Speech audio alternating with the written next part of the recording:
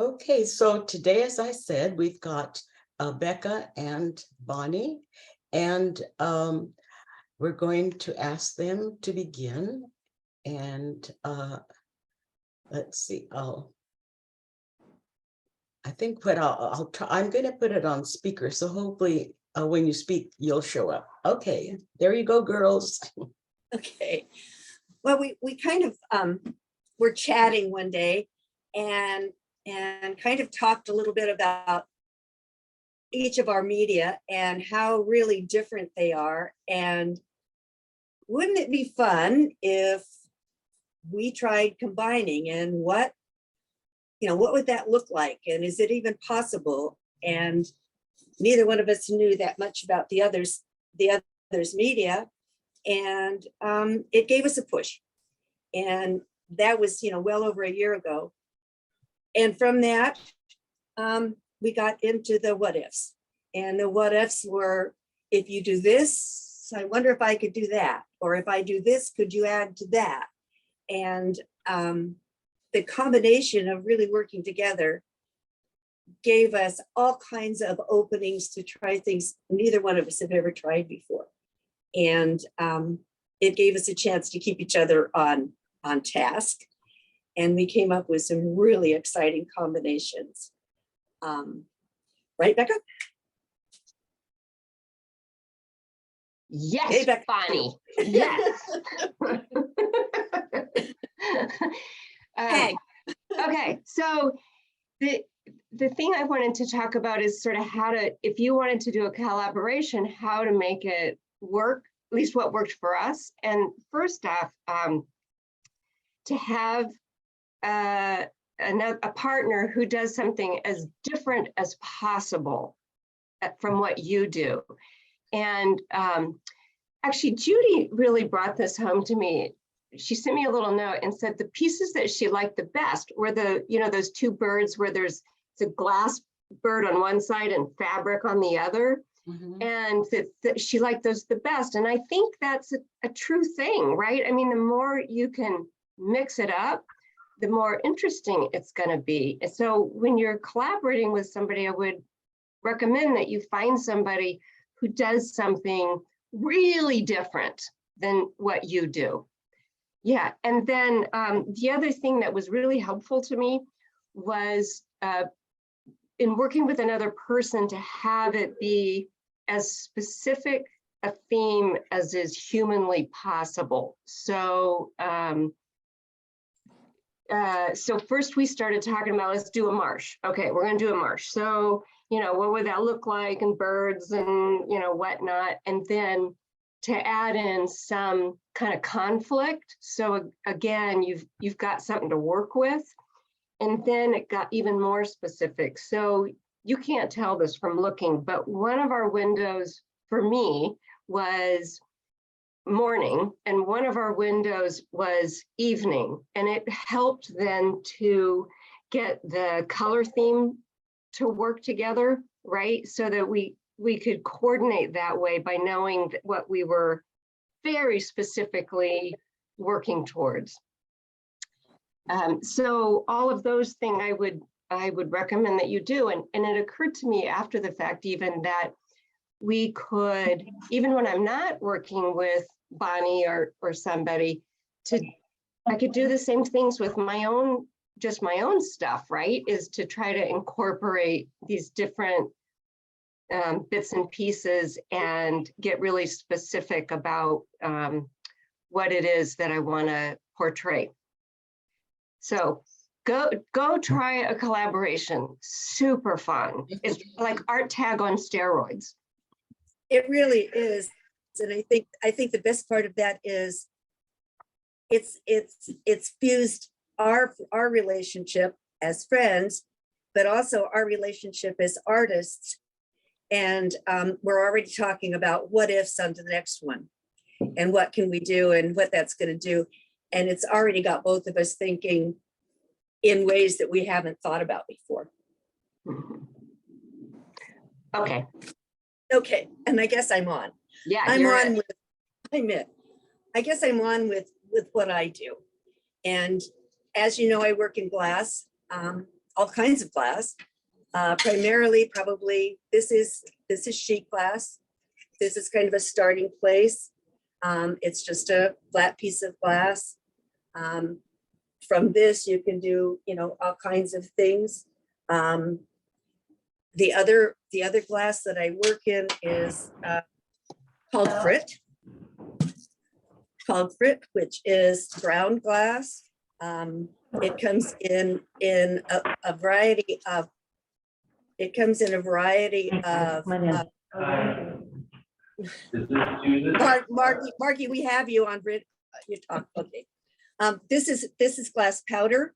This is the finest part of it, and it goes all the way up to coarse, which is. Can you see that? Big chunks, and it's used in a variety of ways. One of the birds that we have in the window is cut out of just clear glass. And then all the coloration on that is done with glass powder. This is the one that didn't work, but it was the trial. And so all the colors on it are glass powder. The other glass that I work in is called billet, which is this big chunk of glass, and you can see that that's really thick.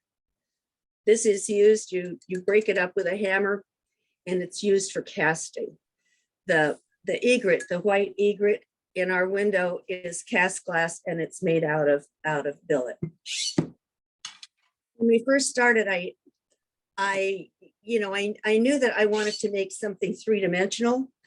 I had options of making things.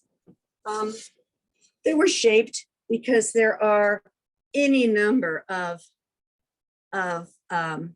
molds available commercially. They're mainly plates and bowls. And I knew that if I wanted to make my own three-dimensional pieces, I was going to have to make my own molds. And so I kind of started out with the idea that I would do, a little bird. We talked about goldfinch, and I made a small mold out of a mold material, and slumped that little bird into that mold material, and came up with a little guy like this. Okay, wait a minute. Tell them what slumping mean. What that means. Okay, that means I'm going to set this on here. I'm going to put it in the kiln.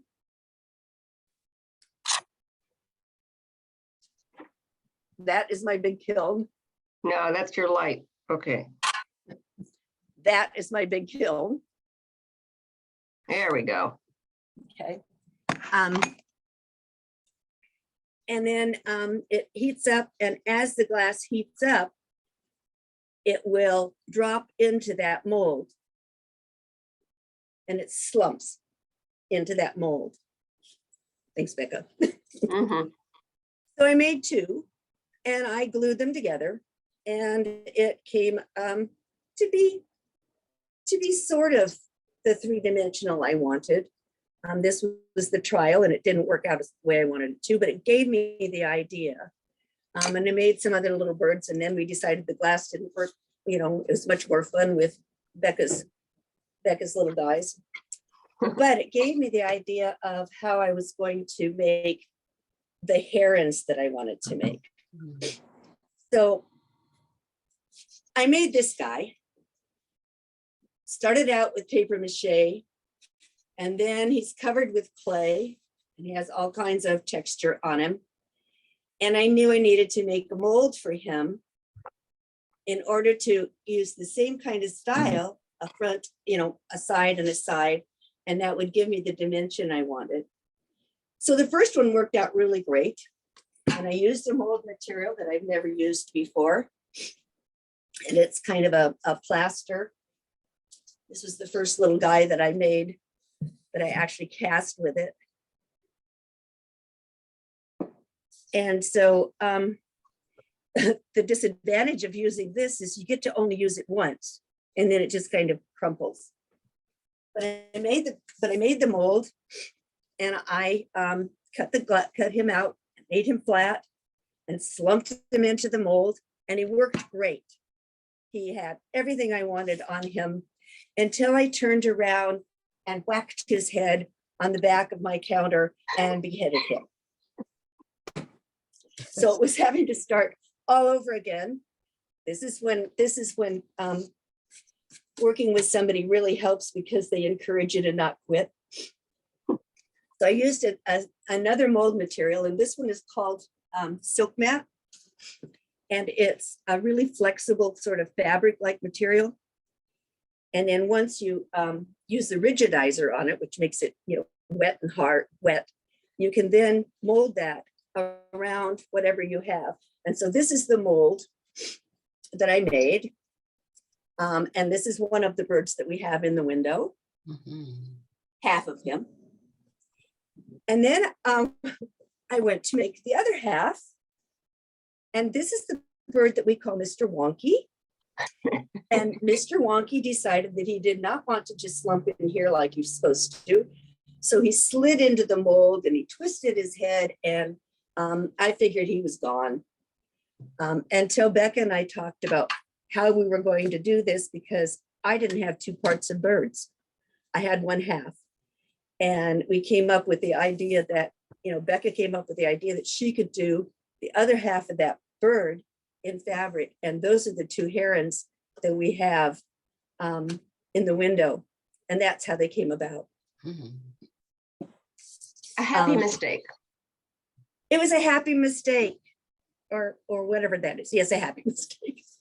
It was a happy mistake that turned out to be probably my favorite pieces that are in our windows, because they were definitely collaboration. And there are other mold materials that I learned how to use. And this one is a form of silicon. The little birds that are on the driftwood. This is the wax piece. I made the molds out of this, and then was able to add powders into this. And then you get them wet, and then you freeze them, and you take them out, and you can pop them out of this mold and then fuse them. And that became the little birds that are in the window. It's the same theory as baked Alaska, I think. Sort of. This big thing is hopefully going to be a bird. See it? Am I there? Yes. Yeah. This is all mold. Inside is a wax bird. And once it's completed, I have to steam the wax out of the middle of it, and it will leave the impression of the wax. That then will be filled with billet, with the thick stuff, and infused, and it'll slump down into that mold, and hopefully will end up being the bird that I planned on it being. You never know what you're gonna get when you open the kiln. It's sometimes it's Christmas, and sometimes it's not. I made a kingfisher for our window. This is one of the knots.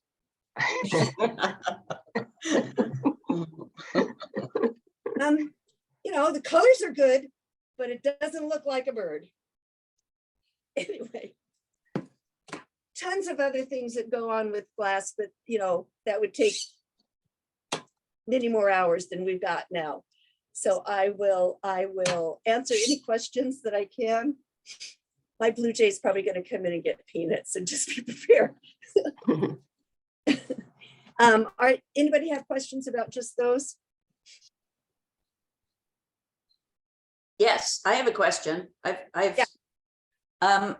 So I was interested in the vocabulary. You know how it seems like every artistic practice and every occupation has its own vocabulary. And I wondered if so this is the word nerd part of me, had any idea of like pommes frites. It sounds like fried apples, You know, like why that name?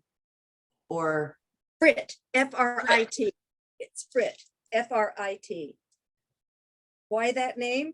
I have no idea. I okay, don't know. That I'll have to look up, Andy. okay. And then the other question I had was, how do you get the molds off? With that, this big one that has the bird in it right now, it will be much like the first mold for this egret, for this heron. It's out of this material that you get one shot at, Oh, and when it comes out, it comes off, it crumbles. Sometimes it's much harder to get it off, and there's a lot of, here's one of your terms, cold working to be done, which means working on cold glass and lots of tools and scraping and getting all of the mold material off. Mhm. But Bunny, you also said you had that spray that helped, right? Oh, that's to keep things from sticking to a mold. With these, like these commercial molds, which are basically bisqueware, you either coat them in which is called kiln wash, which is what you also put on your kiln shelf to keep the glass from sticking, or you have something called zip, which you spray mainly on metal molds, and that gives you a surface between the mold and your glass so that they don't adhere. Sometimes they adhere, and it's not a happy sight.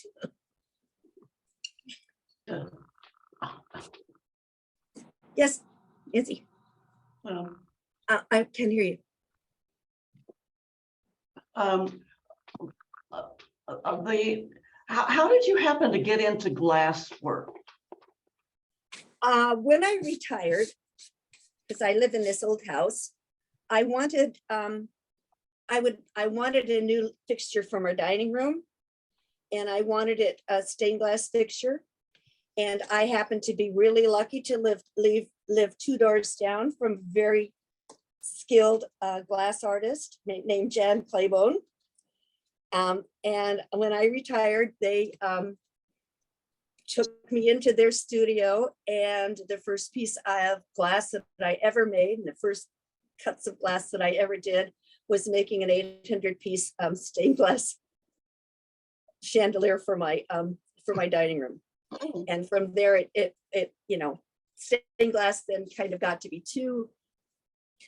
I don't color in the lines, and with stained glass, you have to color in the lines. And when I found fusing, that was it, because you don't have to color in the lines with it. Okay, we have time for maybe one short question, if anyone has one. I had my hand up. I wondered if everyone knows how hot that kiln gets. Depending on what you're doing, okay? For casting, which is something that takes a lot of heat, you're talking 1500 degrees. For regular fusing, which is probably what this is just a little piece of glass, another little piece of glass over it. That probably got to about 1300. If all you're doing is having a fused piece and then you're adding some little pieces and you want to have that texture, then you're probably going up to about 1150, 1200. Yeah, it's hot. And you have to do what kind of gear do you have to don? I mean, this is just not like cooking dinner. You don't, once you start, you don't open that kiln until it gets down to 100 degrees. Oh, okay. Unless you're combing. The piece that I gave you for tag Yeah. was a combed piece. I have glasses, I have a shield, I have a huge leather apron. I have giant gloves. Wow. And with combing, which is you bring that glass up to that liquid state, and then you reach in and you actually comb the liquid glass. Oh my God, you're brave. It's fun. Okay, well, now we're going to go on to another person, and that is Becca. All right. So let me share my screen here. Okay, so I thought what I do is talk about sort of some of the process behind some of these. So the first one I wanted to show you was the botanical print, which is, as you're looking at the post office windows, it's in the left window on the side wall. And just walk you through how you do it. So this piece on the left with the fan frond, whatever that is, fan palm down here, that is the one I'm going to show you the end result on. I don't have the picture of the one I put in the window. I just didn't take a picture of it. But what you can see in here is you've got these little orange things are dried marigold petals. And then these are just a variety of leaves and plants that you find. I actually did this in Mexico. So this is plants that they had there. And different plants print different ways, you know, whether they're going to show or not show, or they're going to turn different colors, like some eucalyptus. If you do botanical print with some eucalyptus, it prints orange.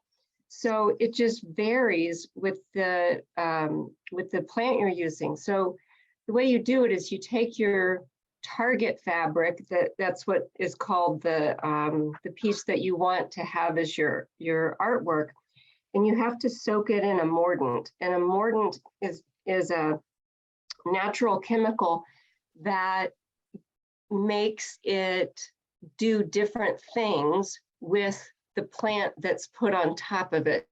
So what I typically use is an aluminum and iron combination. So this is silk underneath the plants. It's been soaked already in aluminum, and then you put your plants down. And then the way you get color is you take another piece of fabric that's more or less the same size, and you dye it, but without the mordant. So without the mordant, it won't hold natural color. That piece in the post office is a natural color. It's logwood. It's not a commercial dye. And those natural colors won't hold, for the most part, unless they've got a chemical to bond with on your paper or your fabric.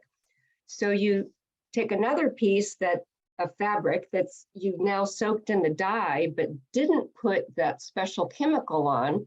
You slap it on top of this one with the plants on it, and then you put another layer on top of a barrier. So whether it's plastic or it's fabric or what have you, just to prevent it from printing through multiple layers of your fabric, because what you do next is to roll it up around a dowel and steam it, the whole package, steam the whole package for an hour plus or minus.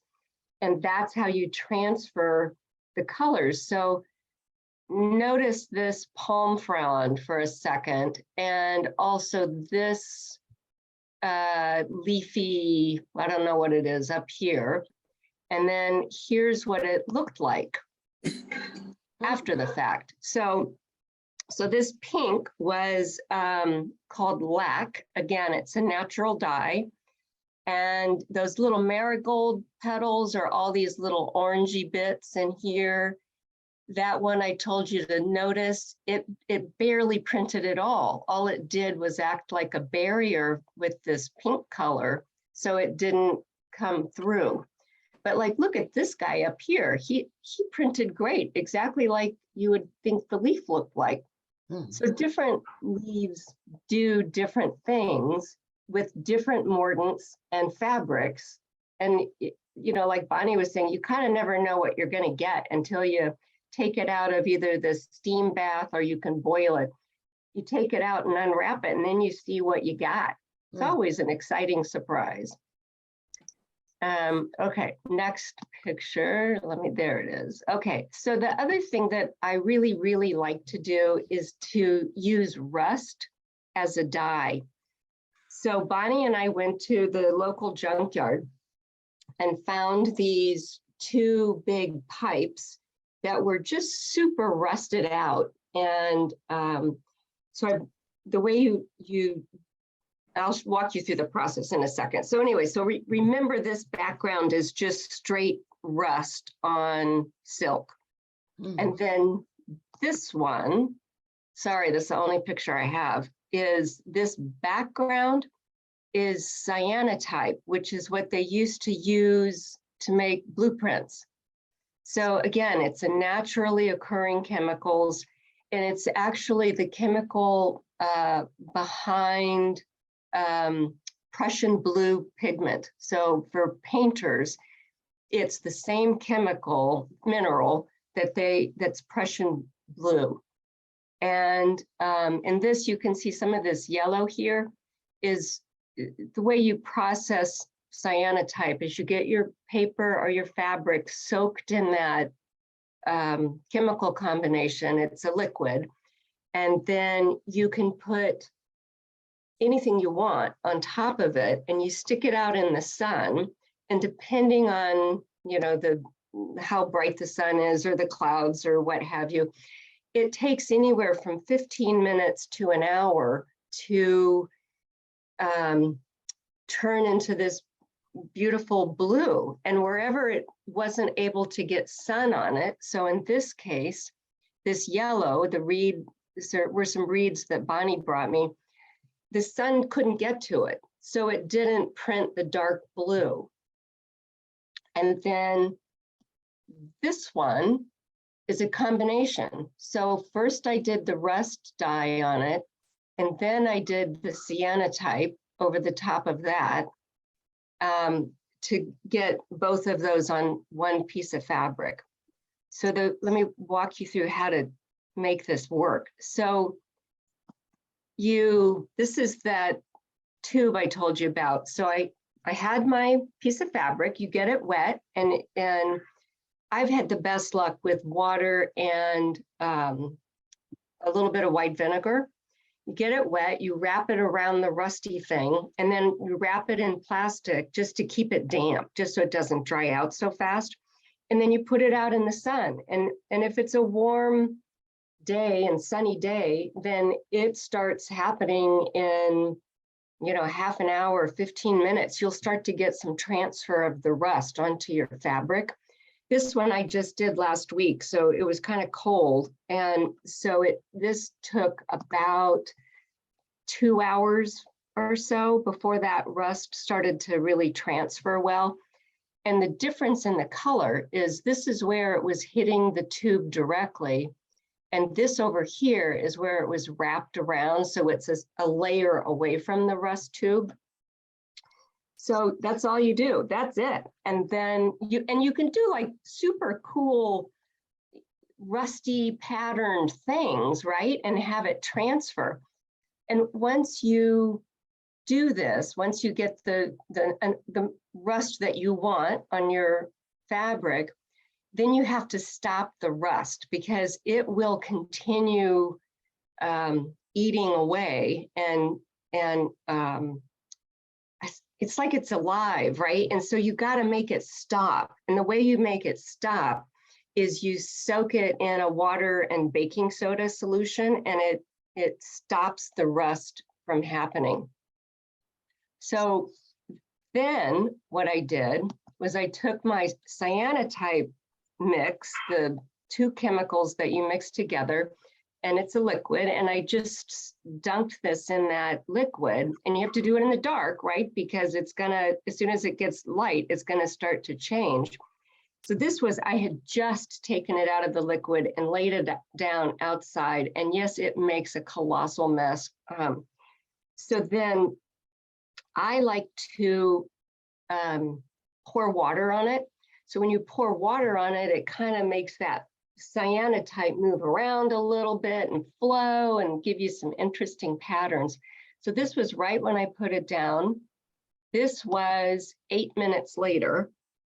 And you can see how the blue's starting to show up, and in certain places where it's not getting as much contact, it's still white.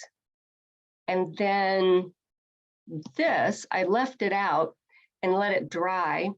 And that's what it looked like once it was dry. So it just dried outside in the sun. But again, you have to set it. And I decided to, and the way you set it and make the color become permanent is to soak it in water with some hydrogen peroxide, is a way. And so I did that, and I washed a lot of the color out. This is after it's been all washed, and side A, and side B is much lighter. You can see more of the rust on the other side. And the difference is this side was up facing the sun and this side was not. So that all then comes together, right, to look like this. And then I just put stuff on the top. And that's it. It's super simple, but it's like alchemy. I mean, it's freaking magic trying to trying to make it turn plain white fabric into something totally different. And the other one that I thought was really interesting, oh, this is weird, I don't know how this works, okay, is oh, here we go. Well, it doesn't matter. I don't know how to get back to those other pictures, but oh,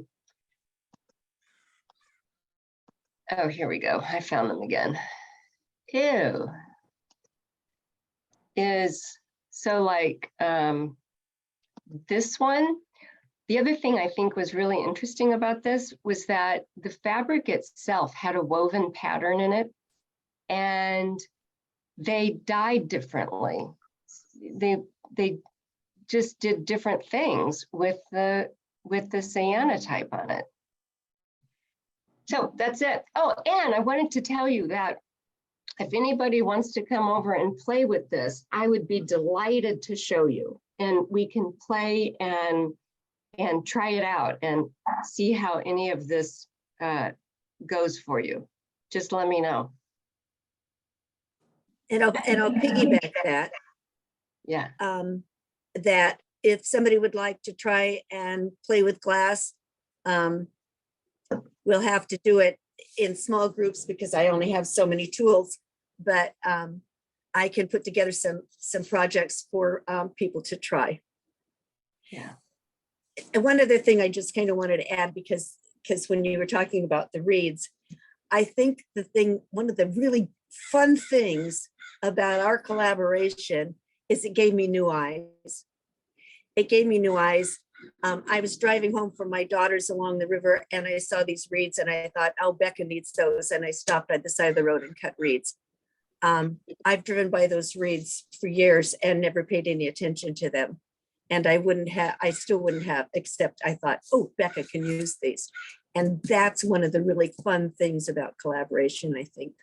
Yeah, Mm-hmm. great. Okay, do we have questions for Becca? And Sharon, unmute yourself.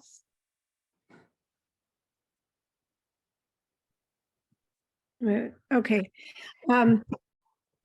Becca, I have two questions. One is, these remind me very much of photogram process where you lay things out on paper and you layer it by giving different degrees of light to it. So you get from dark to light. Yes. But of course there, I've only done that with black and white. You don't get those rich colors, but the exposure to the light is very reminiscent of that.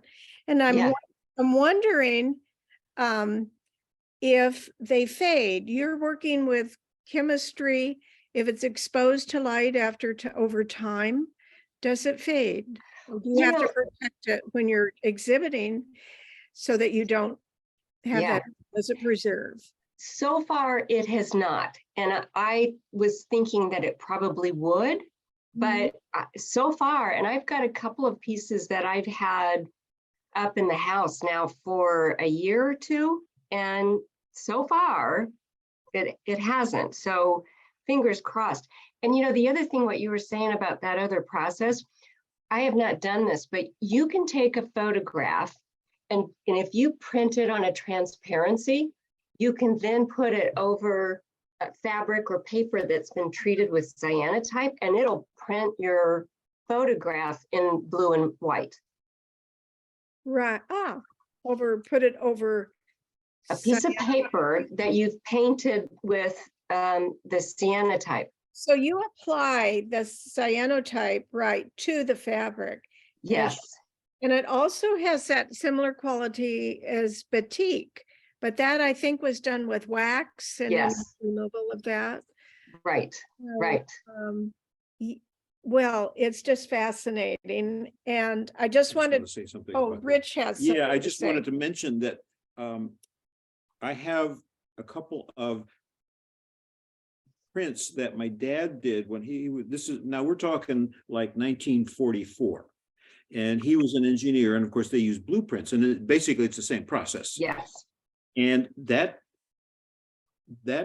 little print, it's a little contact print that he made, a picture of me as a baby, and it still looks the same as I'm sure as it did when it was, you know, when he made it. So I don't so think they don't fade. we're looking at a 78-year-old print that looks pretty much, I'm sure, the same as it did when he made it, you know, back in 1944. Yeah, good to know. Yeah. And somebody told me once with rust that galleries won't take it because it's really hard to get it to stop and it spreads. But I had a piece at a place in San Diego and they didn't say anything about it. So I guess it's okay. There's a term, rust never sleeps. Yeah. I think your exhibit, you guys, is just. Wasn't that Neil Young? There you go. Wasn't that a Neil Young song? Yeah. So Becca, I was I have a sorry. Oh. I just love listening, even though I couldn't see anything, but I've thoroughly scrutinized your exhibit. So I think, you know, hopefully I was imagining the right things when you were speaking about them. And I love the things that you both said about the collaboration and how Bonnie, you said it opened new eyes for you, and and Becca, you had some really interesting things to say at first about the collaboration and how you were encouraging everybody to try it because it was such a rewarding experience. So that was all interesting to hear. Thanks. Okay, So, yeah, I have a question. Actually, it's for both of you. Wow, I am so impressed with those post office windows. I can't believe it. They're amazing. And what you just explained was truly mind-blowing for me. But I am wondering, did you take classes? Where did you take classes? Or was this all self-taught? How did this all come about? I mean, for your Yes, respective. Yes and yes. Yes, classes and yes, self-taught. Okay, Yep.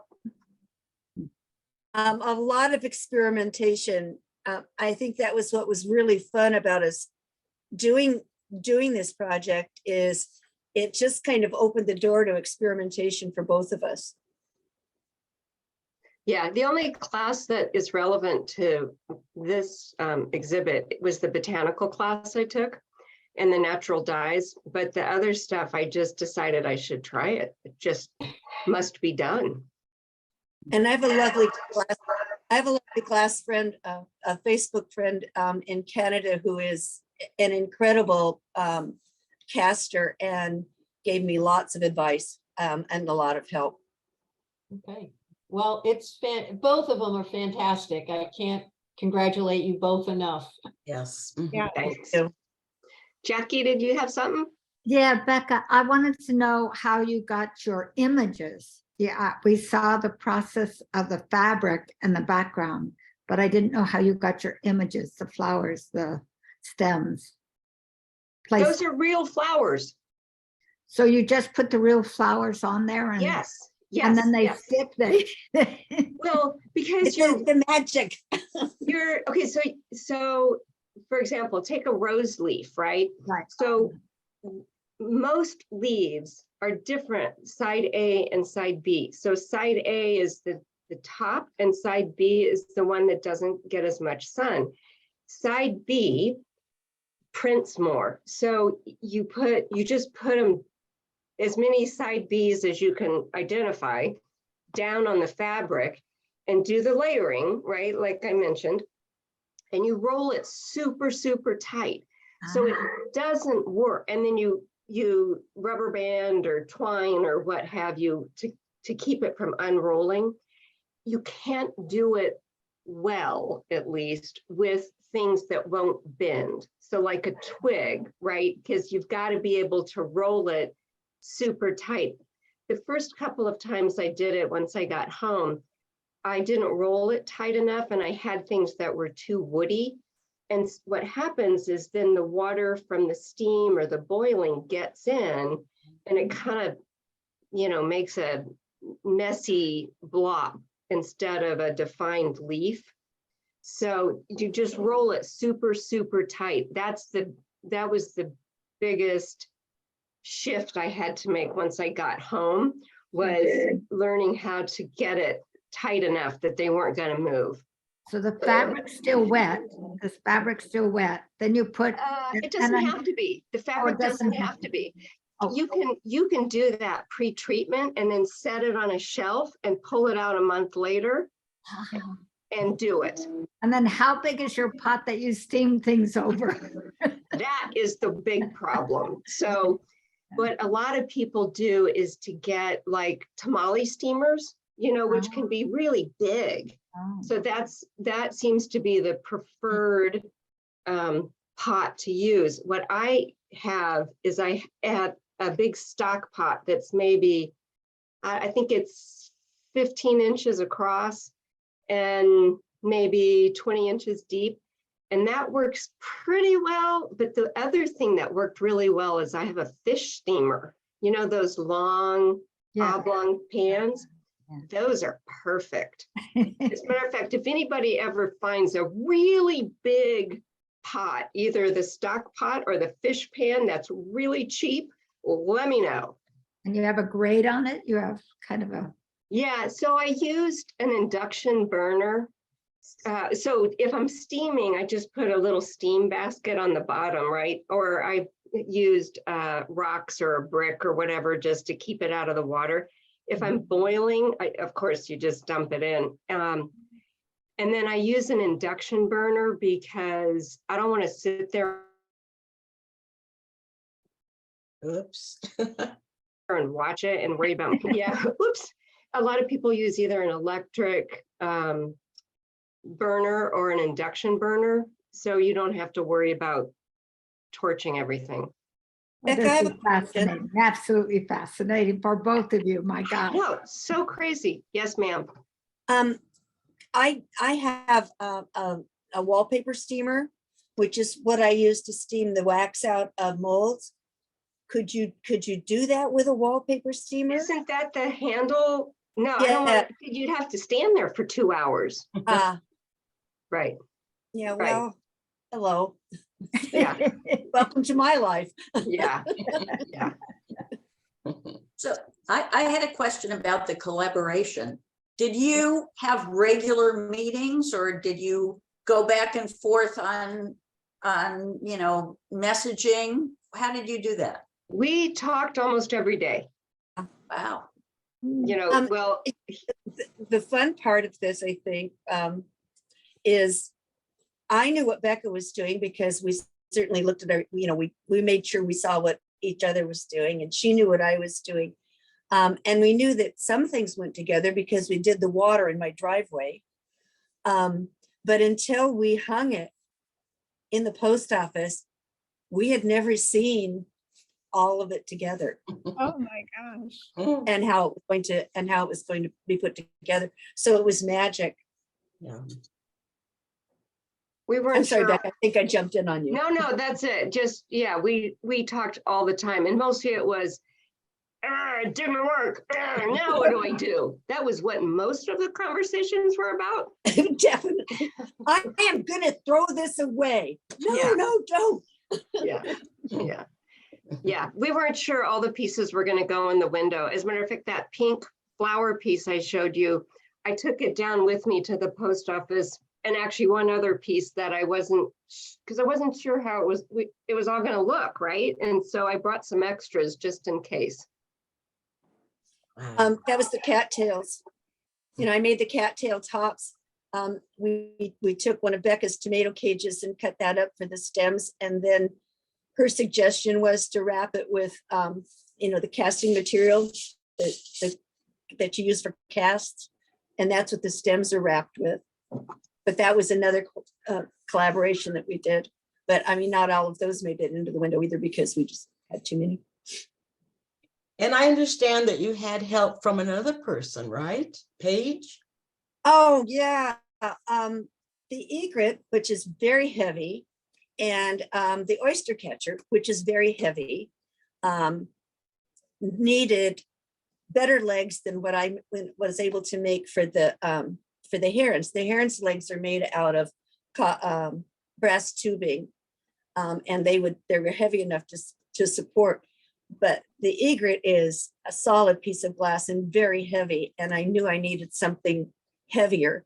And Paige and I got together and we talked about it. She'd never done it before. She'd never done anything like that before. I mean, she's a welder and she does great things, but she'd never done that. And she figured a way of making the legs for the two pieces. Yeah, they're awesome. They don't go anywhere. They're solid. Oh, And a lot of cement. There's a lot of cement in the window sure. and rocks. I'd like to ask Becca a question that Nancy asked Bonnie. How did you get into this kind of artwork? Because I know that you worked with textiles, right? And so what was your beginning? Well, my mom was a home ec teacher, so that's where I really think it came from. She used to make clothes for me. And then I started knitting long ago and far away and really enjoyed knitting for a long time until I got tired of trying to make those stupid arms fit onto the body of the sweater, right? Oh my God, that's the most frustrating thing. And Yes. so I quit knitting sweaters and started to try knitting other things and felting the yarn instead of knitting with it, or knitting something and then felting it, right, to turn it into something else. And it just went from there. I like the texture. I like a lot. And so that's why I like fabric. I can get all kinds of fun textures and colors and things. So I noticed that, of course, you did a lot of embroidery, all kinds of stitches and such. And did you also at some time do weaving? No. So, well, I have done weaving, but there's no weaving in the post office window. The last post office window I did, I had a bunch of weaving stuff in there. And one of the things I have started doing now is to quit doing hand stitching if I don't have to. So if I'm doing like some decorative embroidery, great. But just to attach pieces to each other, I don't do it much anymore because it's just so dang hard on your hands. Yes. So like this piece, for example, this is all attached with nori paste. So I thinned it out a little bit and then just glued it on because I didn't want to have to destroy my hands with having to hand stitch it. And those two big rust pieces, I hand stitch all those bits and pieces on. And Wow. Yeah, we both have media that are hard on the bodies and hard on Hands, yeah. yeah, physical therapy, shoulders and hands. Yeah. So, and I would recommend nori paste actually to anybody. People, it's traditionally used for people that make books because it dries transparent. And it's just super. You can do all kinds of crazy things with it. Is it flexible? Yeah, ish. You know, the other problem with the hand stitching is like that rust. It's somehow it's metal in your fabric. So trying to stitch through that is really difficult. Yeah. Is Yeah. it a solid? Pardon me?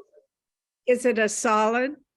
Is it like threads No, solid? No, so like this is that piece that I showed you the pictures of, right? And it's got rust in it and it's totally soft. But if you try to stick a needle in it, it resists. Mhm, mhm, Interesting. Great. Nori paste, is it slow drying or fast drying? Pretty slow. So you can screw it up and reposition is Okay. why I like it. So, right, and the other thing that I've done is to combine it, thin it down with water, and then hold on, let me show you this. This is a piece of fabric that I dunked in a nori paste and water bucket, and then hold on, let me get rid of that. I dumped it in a bucket with nori paste and water in it, and then I put it in a vase and let it dry, and it's solid. Wow. Isn't that crazy? Yeah. Mhm. Cool, crazy cool. Can it hold water or would that then soften it and dissolve? It would soften it. Yeah. Where do you get nori paste? Blick. Oh, Blick Art has it. Amazon has it. It's widely available. Mhm. Well, we're just about coming to the end. I guess we are. Any other questions or any comments to make? This was great. Thank you so much. Oh, thank you guys for the support. It really was fun. Definitely, yes. And my final thing is find somebody to do something with. It'll stretch you like you never been stretched, and you will have so much fun, and you will end up with the best friend ever. Yeah, thank you so much. It was great. Really. Yes. Fascinating. All Well, right. and Thanks, thank you guys. all for coming. Yeah. Thanks so much to Becca and Bonnie. And our next artist talk will be March 25th. So keep an eye for that one too. Thanks, everybody, and goodbye. Thank you. Bye, Irene. thank you. Bonnie, thank you, Becca. Bravo. Thank you. Thank you, Irene.